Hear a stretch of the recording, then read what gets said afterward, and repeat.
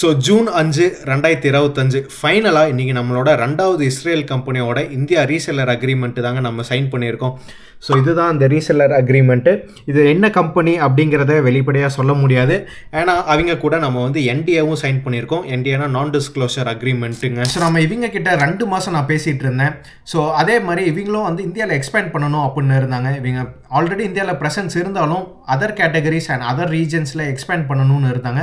So அதனால் பெரிய negotiations எதுவுமே இல்லை. ஒரு ஈஸியான என்ட்ரியாக முடிஞ்சது இந்த ரீசெல்லர் அக்ரிமெண்ட். ஸோ இது என்ன ப்ராடக்ட் அப்படின்னு பார்த்தீங்கன்னா, இந்த எலெக்ஷன் டைமில் ஃபேக் இன்ஃபர்மேஷன் ஆர் ஃபேக் நியூஸை ஸ்டாப் பண்ணுறது, பிராண்ட் ரெப்புடேஷனை சேவ் பண்ணுறது அண்ட் டிஸ்இன்ஃபோ கேம்பெயின்ஸை ஐடென்டிஃபை பண்ணி டேக் டவுன் பண்ணுறதாங்க இதோட மெயின் ஆப்ஜெக்டிவ். ஸோ இது பர்டிகுலராக நான் சூஸ் பண்ணதுக்கு பல காரணம் இருக்குது. நான் ரீசெண்டாக இப்போ நம்ம ஆப்ரேஷன் சிந்தூர் வரும்போது கூட இந்தியா பாகிஸ்தான் வாரப்போ நிறையா ஃபேக் நியூஸாக போச்சு. நம்ம கராச்சி போட்ட அட்டாக் பண்ணோம், அது இதுன்னு நிறையா போயிட்டு இருந்தது. நடக்காத விஷயத்த நம்ம டிவியே வந்து எல்லாமே உண்மைன்னு நினச்சி போட்டுட்டு இருந்தாங்க.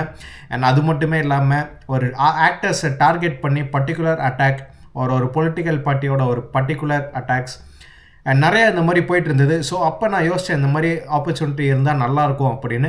ஸோ அதனால தான் இந்த இதை நாங்கள் சூஸ் பண்ணோம்.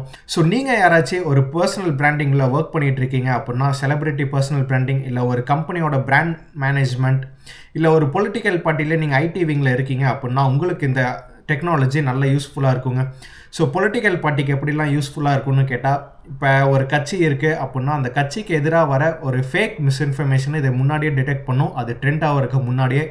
ஸோ இதே கேட்டகரியில் தான் வந்து ஆக்டர்ஸுக்குமே இப்போ ஒரு பர்டிகுலர் ஆக்டரை டார்கெட் பண்ணி ஒரு ஃபேக் நியூஸ் ஒரு ஃபேக் ப்ரொபகண்டாவே இது பண்ணுறாங்க அப்படின்னா அது வைரல் ஆகிறதுக்கு முன்னாடியே இதை தடுக்கணும், ஐடென்டிஃபை பண்ணி காமிச்சிரும். அதுக்கப்புறம் நாம் அதை தடுத்துடலாம். ஸோ இந்த ஒரு ரிலவெண்ட் டிபார்ட்மெண்ட்டில் இருக்க யாராச்சும் இருந்தீங்க அப்படின்னா காண்டாக்ட் பண்ணுங்கள், உங்களோட கிளைண்ட்ஸுக்கு யூஸ் ஆகும். இது ஆல்ரெடி இந்தியாவில் நிறையா கம்பெனிஸ் யூஸ் பண்ணுறாங்க.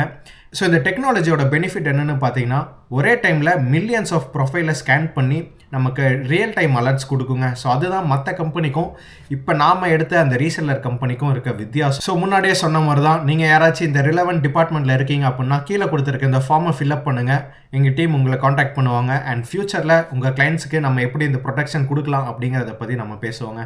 அண்ட் இதே மாதிரி ஸ்டார்ட் அப் அண்ட் பிஸ்னஸை பற்றி நிறையா தெரிஞ்சுக்கணும் அப்படின்னா ஸ்டார்ட் வித் சதீஷை மறக்காமல் ஃபாலோ பண்ணிக்கோங்க.